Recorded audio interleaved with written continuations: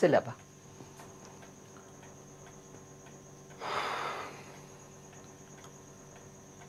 एक कालखंड संपला काकू.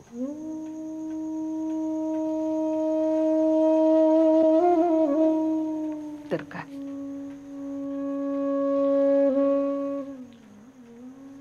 आपल्या कुलवृत्तांतात नरहरीच्या उत्सवाची सारी हकीकत एका वेगळ्या प्रकरणात टाकली पाहिजे. मुलांनी असा देखावा कधी पाहिलाच नाही. शहरात जन्मली, शहरातच वाढली. उत्सव बंद झाल्यामुळे घरी येण्याचं काही कारणही पडलं नाही. आम्ही यायचो नाही काकू उत्सवाला घरी. सगळं सगळं आठवतंय मला.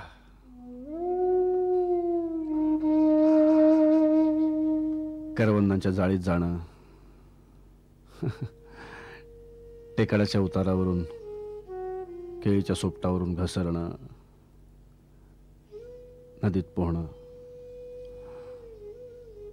पळसाची पानं खुडण्यासाठी रानात जाणं. तुला सांगू काकू, या आठवणी माझ्या मनात साठल्या आहेत. आयुष्याचा आधार बनून राहिले आहेत.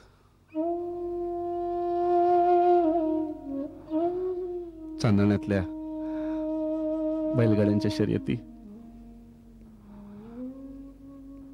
आईच्या तोंडून ऐकलेल्या आठवणी, पोळी चिंचांवरची भूत, पत्रावळी चाटणं, विटी दांडू, नदीत मारलेल्या उड्या. अद्भुत अद्भुत आनंदाचं जग होतं ते.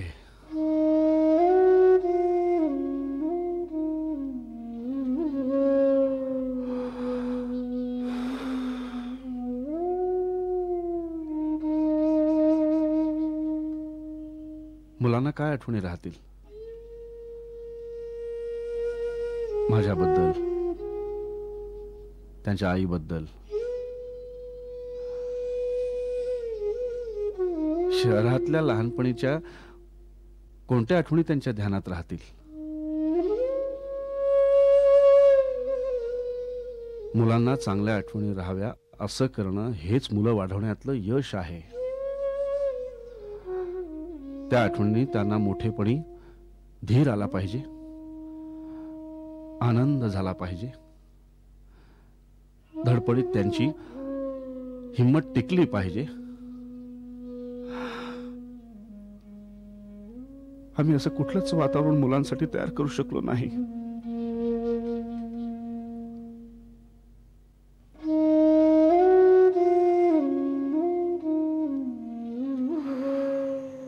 आबा चल आता.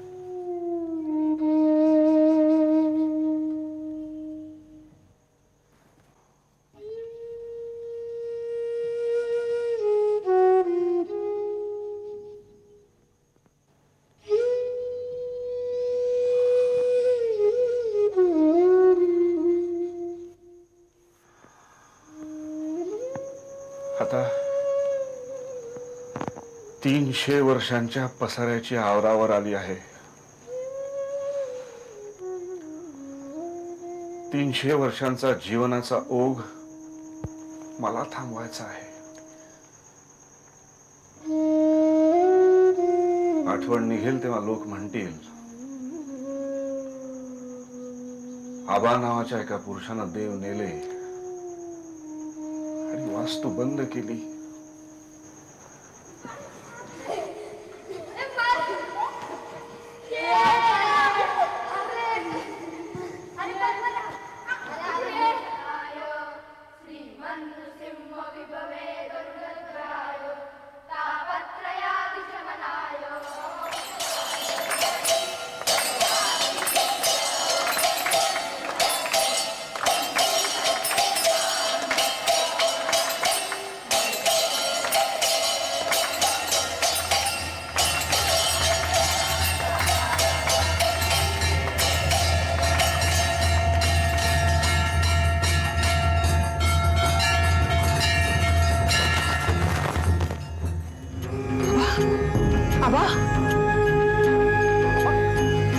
झालं? वहिनी वहिनी आबा बघ कसं करतोय.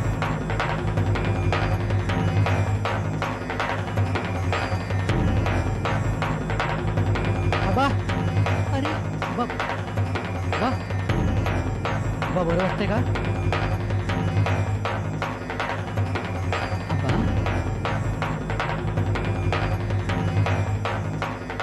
आबा हे बघ पाणी पाणी पाणी हं? बरं वाटते ना? नाही नाही भोवळ आली इतकंच. मग जरा पडून राहा हं? नाही तसं काही घाबरण्याचं का नाहीये. मी कॉफी करून आणते हं?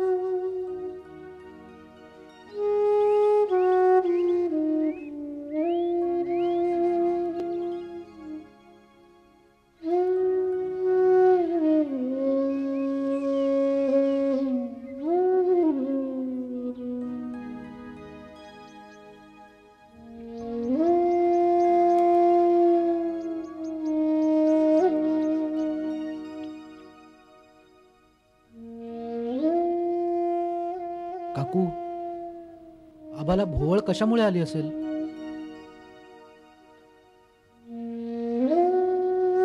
देव नेण्याचा सर्वात जास्त परिणाम मला वाटतं आबावरतीच झाला असावा. म्हणजे रामू जसं देवाबद्दल बोलतो तसं आबा बोलत नसला तरी मनातून त्याला कुठेतरी खूप लागलं असेल. कुटुंबाची जबाबदारी घेणारे माणूस वरून कठोर रूप घेतं ना, तसं त्याला घ्यावं लागलंय. इतर काय आपल्या रागालोभाला चिडून रडून वाट करून देतात, पण त्याला मात्र आयुष्यभर तसं करायची बंदी आहे.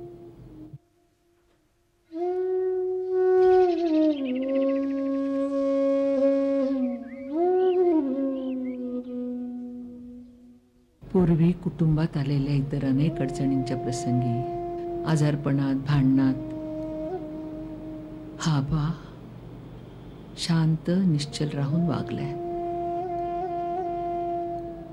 आनंदाच्या वेळी आपला आनंदही त्यानं काबूत ठेवून दाखवलाय.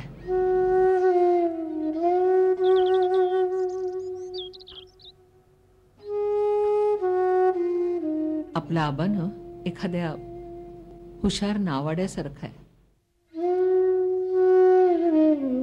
कधीही स्वतःचा तोल जाऊ दिला नाही त्यानं. कायम दुसऱ्याचा तोल सावरला. कधी वादळात भ्याला नाही. होडीत पाणी आलं तरी थकला नाही. आबाच्या स्वभावाबद्दल मी कधीच असा विचार केला नाही. इतरांनीही स्वतःच्या सुखदुःखापुढे कधी त्याच्या सुखदुःखाची पर्वा केली नाही, विचारही केला नाही कधी. इतकी वर्ष आबाला काय काय मनात दाबून ठेवायला लागलं असेल कोणास ठाऊक. आज त्याचं बाहेर आलं आणि कळलं.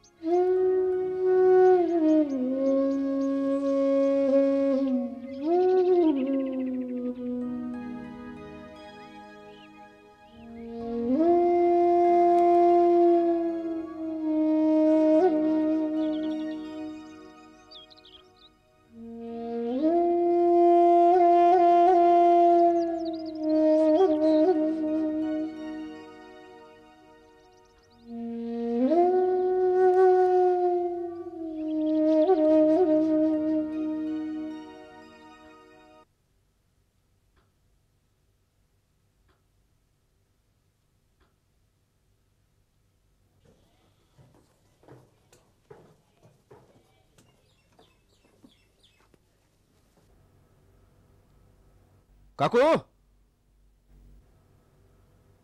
काय रे, बरं आहेस ना? हा हो हो, तुला जरा विचारायचं होतं. बस पाहू, बस बस बस. काय विचारायचं होतं? आपल्या कुटुंबाबद्दल ग. मी जोशी कुलवृत्तांत लिहितोय ना, काही मुद्दे मिळत नाहीत. जरा सांगतेस? मला कुठलं आठवायला आता. आठवल तेवढं सांग, प्रयत्न कर. संपलेल्या कालखंडाचा आढावा. काकू, आमचे आणखीन एक चुलते होते असं मी ऐकलंय. विनू काका हा 35वं वर्ष असताना घर सोडलं त्यानं, नि संन्यास घेतला. मग ते परत आले नाहीत? एकदा आले होते, पण त्याला सुद्धा 10 वर्ष झाली.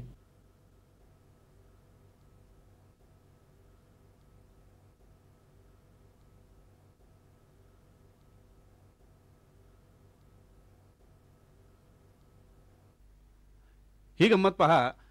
आपल्या घराण्यात हा चुलता बेपत्ता आहे. तसाच आधी एक पुरुष वेडा होता. एक अत्यंत व्यसनी होता. एकानं 4 बायका केल्या होत्या. पण आबा, हे घर बांधलं कधी? घराची हकीकत ऐकण्याजोगी आहे. पाया खणला तेव्हा हाडं सापडली. मग शांती केली. तेव्हा कोणीतरी ज्योतिषाने सांगितलं, ह्या जागेवर घर बांधाल तर 8 पिढ्या टिकेल. आपली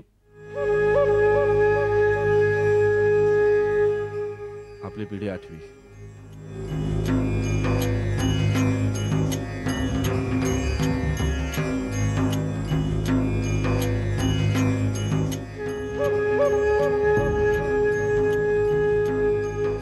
प्लेगच्या वेळची हकीकत ऐकण्याजोगी आहे. सर्वजण प्लेगमध्ये घराबाहेर राहायला गेले. आपला एक चुलत आजोबा स्वयंपाकातलं भांडण नेण्यासाठी घर उघडून आत आला.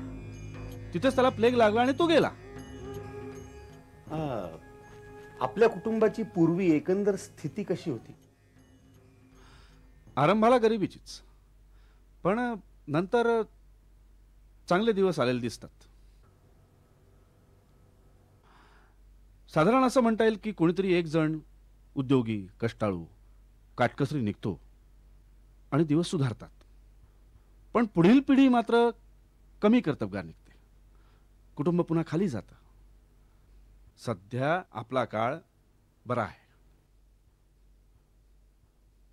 तेव्हा ही पिढी ठीक राहील असं म्हणायला हरकत नाही. मी कुटुंबाचा आर्थिक आलेख पुस्तकात देणार आहे.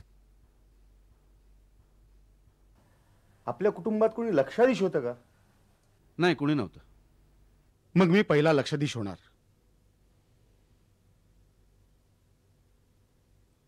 नाही, अरे थट्टा केली मी. बरं, आपल्याच घराण्यात असं नाही. आईच्या माहेरी, बाबांच्या आजोळी सुद्धा असाच चढ उतार आढळतो. याचा अर्थ एवढाच की प्रत्येक कुटुंबात एक कर्तबगार, एक वेडा, एक व्यसनी आणि एखादा परागंदा वगैरे असतो. होय. बरं, आपल्या संन्यासी काकांनी लग्न केलं नव्हतं, पण घरातून बाहेर पडण्याआधी त्यांनी एक बाई ठेवली होती. ती बाई अजून गावात आहे. हो दादा, मी दर्शनाला आलो होतो.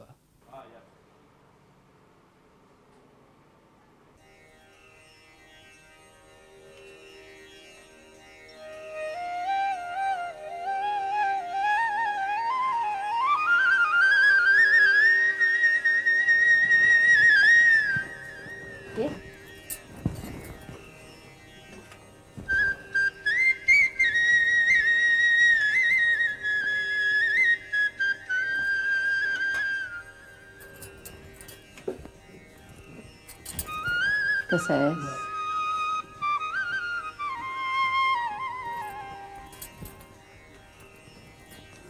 सासूबाई, आपल्या घरातच नाही तर सगळ्या गावात आपल्या नरहरची प्रतिष्ठा किती मोठी आहे. देवालाही अभिमान वाटावा अशी. हिरण्यकश्यपूला मारून शांत झालेला नरहरी आहे हा. त्याच्या नखानं रक्त आहे, तोंडाला रक्त आहे, तरी आत शांत झालाय तो.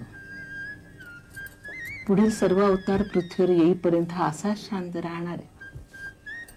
म्हणजे ईश्वराला सुद्धा माणसांच्या भांडणामध्ये एक बाजू घेतल्याशिवाय राहवत नाही. श्रीकृष्णानं तेच केलं. महाभारतात संहार संपल्यानंतर हा शांत झाला आणि न विचारात पडला. या नरहरीसारखा की संहार का झाला? का झाला?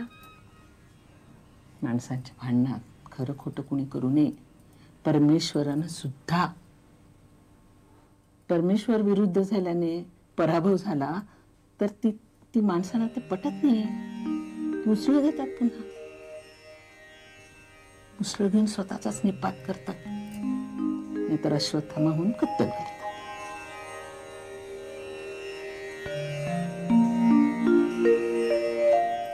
सासूबाई, काही येत असेल का हो त्याच्या मनात? काही म्हणायचं असेल त्याला? मला हलवू नका. तो आता काहीही म्हणायला तयार नाही. हलवा अगर हलवू नका, काही नाही. माणसानं ते ठरवावं. तो आता काही बोलायला सुद्धा तयार नाही.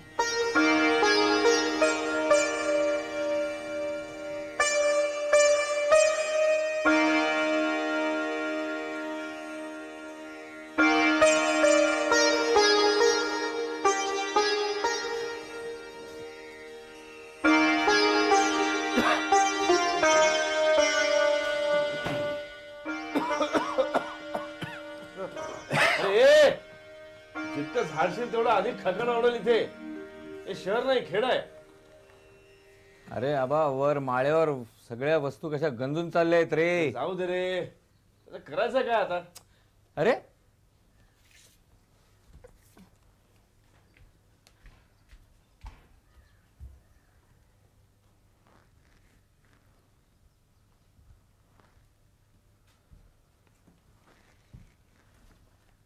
आतले कपडे तर पहा. 4 वर्ष भागेल एकाचं.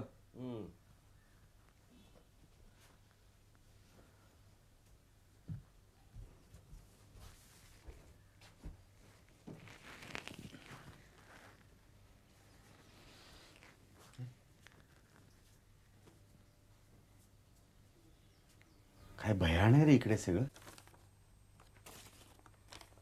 ह्या वाड्याचं भूत झालंय. नरहरीत नरहरी पण उरलेलं नाही. ते कंटाळ आणि निष्क्रिय आयुष्य आहे रे इकडे. इकडे राहिलं ना तर कंटाळ्याने मरेल माणूस. काय रे, देव चाललेत हा प्रसंग तुम्ही एवढा काय मनाला लावून घेतलाय? तो आबा पण देव नेण्याचे व्याप का करतोय कोणास ठाऊक. हे बघ, ते देव ह्या वाड्याचे आहेत. हा वाडा कोसळेल तेव्हा त्याचंही विसर्जन करून टाकायचं. अरे बाबा, मुंबईत एवढे वेगवेगळे देव आहेत.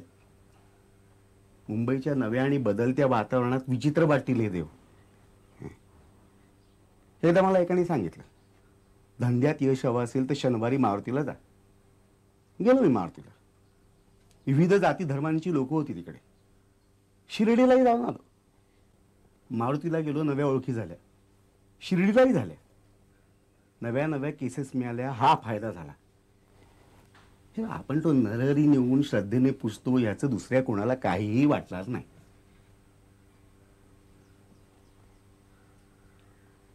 मारुती काही वाईट नाही. जगू, हा ए जगू, आलो. जरा इकडे. काय? हे पाहिलंस, पूर्वी बरीचशी जमीन आपण घरी लावितो.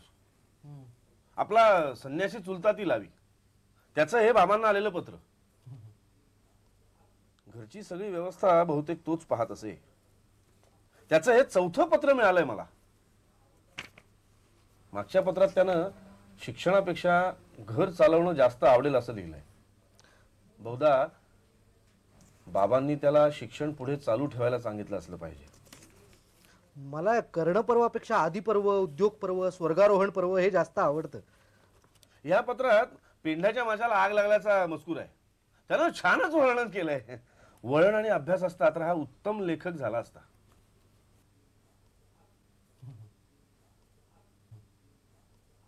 तुला माहित नसेल, आपली एक आत्या कविता खरी. शिक्षण शिक्षण किंवा वाचन असतं तर तीही पुढे गेली असती. अहल्या द्रौपदी तारा सीता मंदोदरी तथा पंचकन्या स्मरे नित्यं महापातकनाशनम्.